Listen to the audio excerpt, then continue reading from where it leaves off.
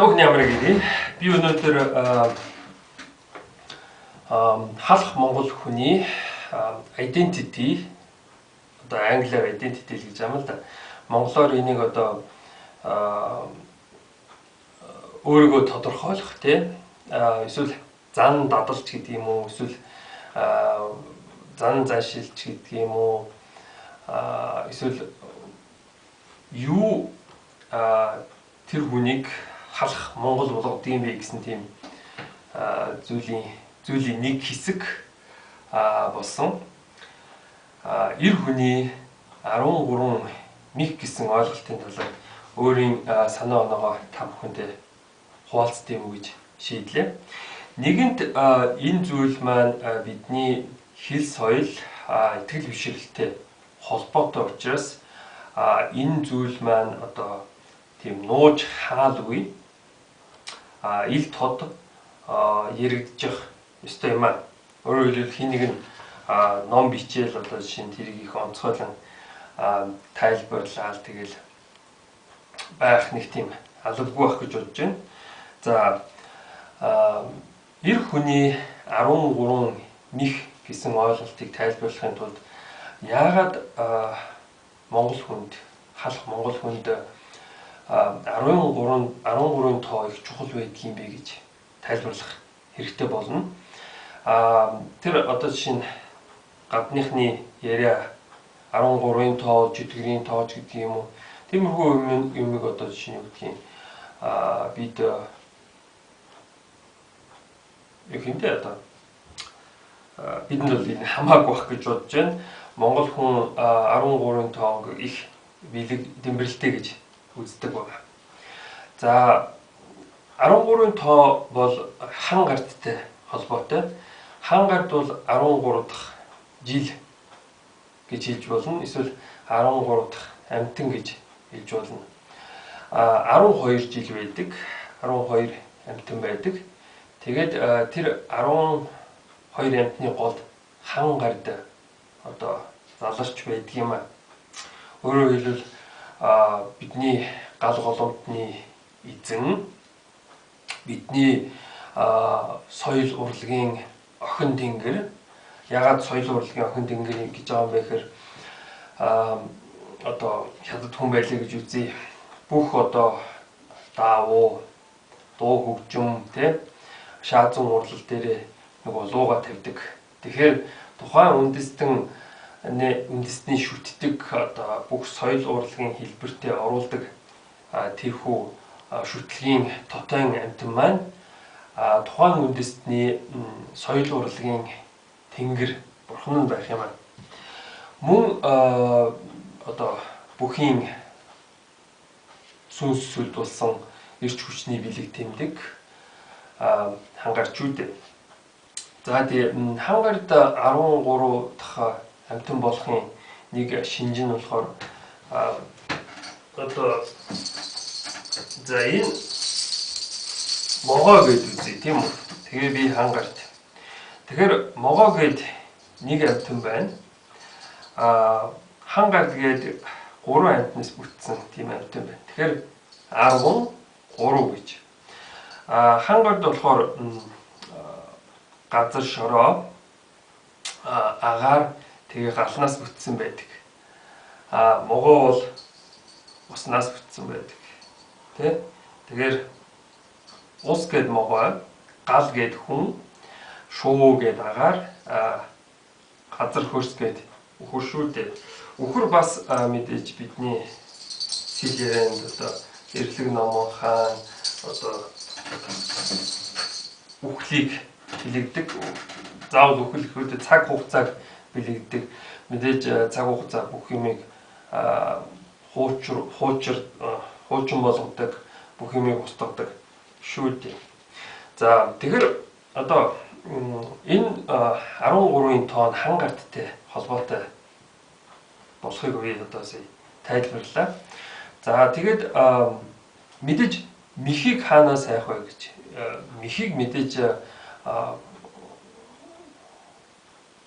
нэг тийм уралдаан тэмцээн, дайн тулаан эсвэл одоо зэвсгийн эрдмээс хайж болсон шүү дээ. Мих. Тэгэхээр бидний хувьд болохоор мэх бол одоо Монгол бүхтэй холбоотой. Мэхийн бүхийн мэхүүд гэж байна. За би бүхийн одоо мэхүүдийг авч үзээд энэ мэхүүдийг 13 төрөлд хувааж болох юм а гэж үзлээ.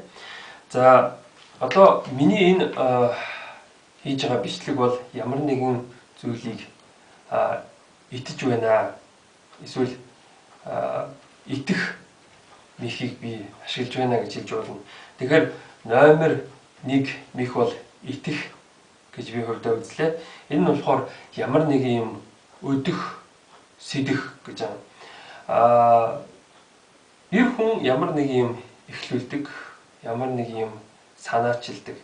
Тэгэхээр энэ санаачлагтай байх гэдэг маань эр хүнийг тодорхойлох нэгэн онцлог юм аа. За номер 2 мордох гэж. Монгол хүнийг одоо моргиугаар төсөөлөхөд хэцүү. Мордох гэдэг маань ямар алсын аян замд гарах гэсэн үг. Эсвэл ямар нэг юмд зориглох гэсэн үг. Тэгэхээр ямар нэг юмд зориглож байна гэдэг чинь итгэх гэсэн үг л дээ. Тэгэхээр одоо итгэл бишрлийг нэг тийм мориор бэлэгддэг байгаа. Тэгээд тэр морин дээр мордно гэдэг маань нэг талаас бас тэр бурханд итгэх итгэлийг одоо мордох гэж хэлж болно.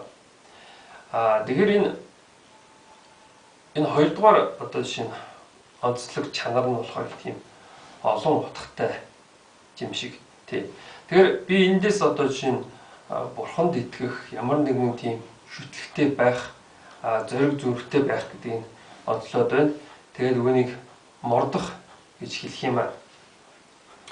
За одоо жинхэнэ эр хүн чинь нэг тиймэрхүү одоо дарга тий боссын шинжтэй байдаг шүү дээ. Бүр их айхтар хүн бол одоо жишээ нь ингээл ороод ирэхэд л ажилчид нь ингээд тиймдээ бараг л айж имээсэн маягтай л одоо жишээ нь жичирч байхаар бол одоо тэр хүн нэлээл айхтар дарга хүн байна гэж хэлж болно. Тэгэхээр би энэ 3 дахь чанарыг нь одоо ачих, тохох, гуйдах гэсэн 3 мэхээр одоо жишээ нь төлөөлж үлж байна. Энэ юу гэхээр одоо бусдыг гуйдж байна те. Бусдад ажил тохож байна, бусдад үүрэг одоо ачиж байна те. Тэгэхээр бусдыг даргалах, бусдад одоо жишээ нь үгдгийн үүрэг хариуцлага нөөдүүлж байх чадвартай бол тэр хүн бол бас их эр хүний шинжтэй байна гэж хэлж болно. Энэ бүхийн мэхүүдийг ингээд аваад үзэхээр эсрэг утгууд байдаг. Жишээ нь энэ ачих тох гуйдахын эсрэг утга нь үүрэх байна. Үүрэх гэдэг бол одоо юмны хүндийг үүрэх те. Тэгэхээр эр хүн эмэгтэй хүнээс ялгадаг нэг онцлог бол одоо жишээ нь чи тэр нэг шуудатай амийг аваад ийш нь тавьж чаж гэхээр эр хүн тэр хийж чадах ёстой. Хэрэв өргөж чадахгүй бол яасан муу эр хүн байж гэх юм уу. Тих маягаар дуудаг нь одоо хүмүүс дуудан тий. Тэгэхээр үүрэг хариуцлага тий янз бүрийн ажлын хүндийг эр хүн үүрэх чадвартай байх ёстой. Тэгэхээр энэ үүрэх мэх буюу үүрэх чадвар нь эр хүний бас нэг онцлог юм аа. Үүрэгтэй адилхан төстэй нэг мэх бол өмсөх байна. Үүрэх өмсөх гэдэг бол одоо үгийн хувьд их ойролцоо юм. Гэхдээ өмсөх гэдэг үг болохоор нэлээд одоо өөр утгатай юм гэж бодож бодлоо. Жишээ нь би энэ малгай өмссөн байна. Та бүхнийг хүндлээд энэ өмсчлөө гэдэг юм тий. Тэгэхээр энэ өмсөх гэдэг бол одоо хүндлэх байна л да. Бас тэр өмсөх цэрэгч гэдэг юм уу, цэрэгч гэдэг юм уу тий одоо жишээ нь Баатар одоо ноёноо хамгаалдаг тийм бие хамгаалагч цэргүүдийг одоо жишээ нь өмсөх цэрэг энэ төр гэж байгаа. Өөрөөр хэлбэл энэ бидний өмссөн хувцас биднийг хамгаалж байдаг. Тэгэхээр эр хүний нэгэн онцлог чанар бол бусдыг одоо тийм хувцас мэд хамгаалах. Бүр одоо өөрийгөө бусдын төлөө золиослох тийм онцлог чадварыг эр хүний нэгэн чадвар бас мэх гэж хэлж болох юм аа. За номер 6-ад нь мушгих гэж байгаа. Жолоо мушгих гэж ярьж болно. Одоо худалдаа 8 хийж яхад одоо тэр гарын одоо янз бүрийн мушигдаг ч юм уу тий өөртөө ашигтай байдлаар одоо жишээ нь юу гэдгийг ямар нэгэн зүйлийн одоо жишээ нь чиглэлийг өөрчлөх тэр чадварыг мушгих чадвар гэж хэлж болно. Яг уу славараас ямар утгатай юм бэ гэж би одоо жишээ нь үзэхэд одоо хүчээр тулгуун хүлээлгэх гэж байна. Мушгин гэдэг бол хүчээр тулгуун хүлээлгэх гэж байна. Энэ нь болохоор бусдад ямар нэгэн зүйлийг ятгах, итгүүлэх чадвар байж болох юм. Эр хүн өөрийнхөө одоо жишээ нь санал бодлыг бусдад хуваалцаж чадахгүй, бусдад одоо жишээ нь санал бодлоо хүргэж чадахгүй, тэдэнд итгүүлж одоо ятгуулж чадахгүй байна гэдэг бол бас нэг сайн эр биш гэсэн үг. Тэгэхээр сайн эр хүн бол одоо янз бүрийн юм одоо итгүүлэх, ятгах, мушгих чадвартай байх хэрэгтэй мэн гэж би үзэж байна л да. За 7-дугаарх нь хавсрах гэж байна. Хавсрах гэдэг үг нь болохоор одоо юу гэдгийг хүүтнэр үлээгч гэдэг юм уу?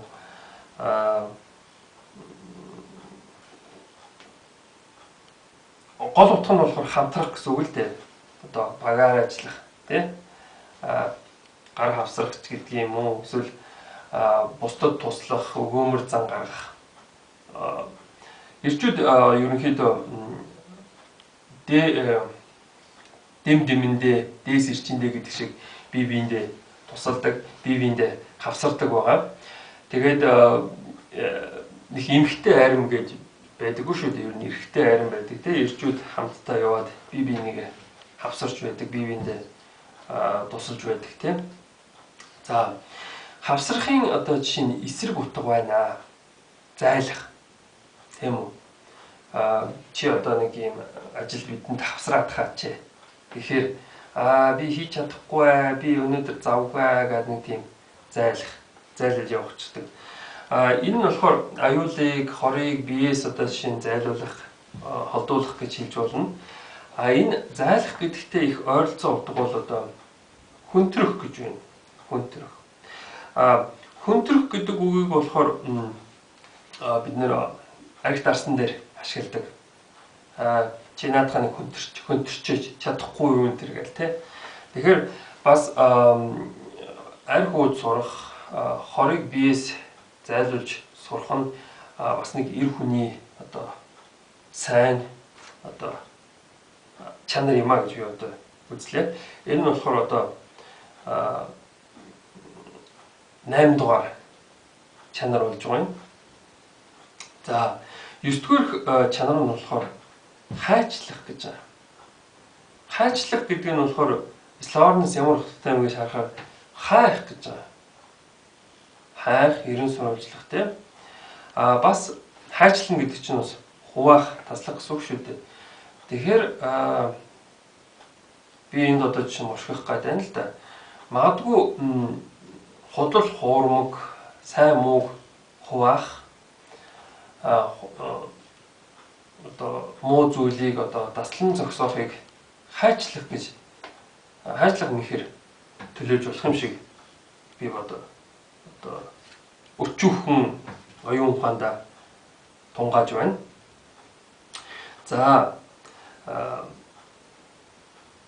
11-т тийм үү? Орох, хонгодох гэж байна. Орох гэдэг үг их онцлог үг ээ. Энэ үг бол эрэгтэй хүнтэй их холбоотой. Эрэгтэй хүн ордог, эмэгтэй хүн оруулдаг. Тэ? Орох гэдэг үгэнтэй одоо жишээ нь энэ жоохон сексийн талаас аваад үзэх юм бол хонгодох гэсэн мих их ойролцоо тусч байгаа юм л да. За энэ тэгэхээр одоо жишээ нь юу гэдгийг эр хүн одоо өрөөд мав дээж явах үлдээх чадвартай байх хэрэгтэй. Эр хүн ордог байх хэрэгтэй ч гэдэг юм. Орох гэдэг үг бол маш олон утга дээр хэрэгэлдэг те. Усанд орох, хоолнд орох, хонгод орох, ороонд орох гэдэг юм те. За морих гэж байгаа. Морих мих нь одоо жишээ нь би славарнаас харлаа л да. Бусадтай тэмцэх үедээ хүч чадлаар биш арга хашраар дийлэх гэж байгаа. Чи мөнгө аваад морьчлаа ч гэдэг юм уу те, надаас зүгтаачлаа ч гэдэг юм уу, тиймэрхүү юм ярих гээд байдаг. Гэхдээ энэ заавал энэ одоо жишээ нь муу утгаар нь авч хэрэглэхгүй шүү дээ. Тэр одоо жишээ нь хүч чадлаар биш одоо оюун ухаанаар одоо өөрийн туршлагыг ашиглах гэдэг нь болохоор их онцгой эр хүний чадвар байх ёстой гэж би хувьдаа үзлээ. Тэгээд 12-т нь одоо жишээ нь тэр олон мөхөд ингээд аваад үзэхэд нэг тийм хамттай ойрхон томох сүлжих гэсэн одоо утга байна л да. Энэ нь болохоор одоо хооронд нь уях тийм үү, хооронд нь холбох гэсэн үг.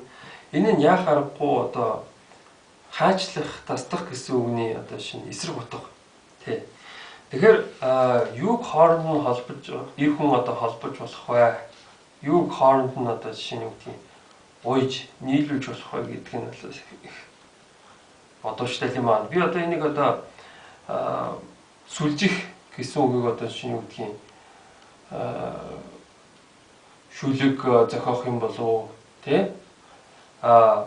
Томох гэхээр нь одоо шинэ ямар нэгэн алсын хараатай юм байх юм болов гэж би хувьдаа бодлоо. За яг харахгүй тийм томох сүлжих гэсэн тийм мөхөд байгаад байгаа юм. Тийм ойлголтууд байгаа даа. Тэгээд би сайн мэдэхгүй байна л да. Одоо шинэ олон зуун жил болсон байна. Бидний хэл яриа хэр өөрчлөгдсөн бол эдгээр мөхүүдийн нэр яг одоо жишээ нь үгдгийн тэр оригинал утгаараа тэр соёл анх бүрэлдэн байх үедээ тэр өг дээдс маань зохиож байх үедээ тэр үг яг уламжлагдсан ирсэн байна уу, эсвэл жоохон өөрчлөгдсөн болов үнэхээр л эр хүнд одоо ямар нэг юмыг томох сүлжих чадвартай байх ёстой болов гэж. За тэгэхээр баг бүх мөхүүдийг ингээд одоо жишээ нь үгдгийн би дурдчихлаа. Гэтэл одоо нэг мөхийг нөгөө мөхтэй хамт нийлүүлэн ашиглах тийм мөх байна л да. Тэр нь угсрах мөх. Одоо алгадаад тэгээд тийм мөхүүдийг угсарчлаа гэж. Тэгэхээр би угсрах гэдэг үг одоо шинэ 13 дахь мөх нь байх ёстой болов уу гэж хувьдаа тунгаасан байгаа. Тэгээд мэдээж угсрах гэдэг үг үнэхээр тийм одоо шинэ миний хувьд утга учиртай одоо талаас харахад их утга учиртай юм шиг санагдсан. Энэ нь болохоор эвлүүлж бүтээх, босгон байгуулах, урлан тойрох энэ төр гэж. Тий. Тэгэхээр эр хүн юм бүтээдэг, эр хүн одоо энэ соёлыг бүтээдэг, эр хүн соёлоо өмсдөг, хамгаалдаг, эр хүн одоо соёлоо үүрдэг шүү дээ. За тийм. Тэгэхээр эр хүний 13 мэх гэдэг бол одоо бидний Монгол бүхийн одоо жишээ нь тэр мөхүүдийн дунд одоо жишээ нь юу гэдгийг хадгалагдсаар ирсэн юм байна гэж би хувьдаа дүгнээд байгаа. Би хувьдаа бүхийн хорхойтон биш. Гэхдээ би одоо Монгол бүх хүнийг Монгол одоо соёлыг тээгч хүмүүс гэж хувьдаа хүндэтгэн үздэг. Соёлыг одоо соёлыг ганц хүн бүтээхгүй шүү дээ. Соёлыг 100 хүн бүтээхгүй, соёлыг мянган хүн нийлж бүтээдэг юм аа. Тэгээд бид энэхүү соёлоо бусдад түгээж дэлгэрүүлэх, бусдад ойлгон таниулах нь их чухал юм а гэж би хувьдаа үздэг юм. За удаан яриа байлаа. Анхаарал тавьсанд баярлалаа.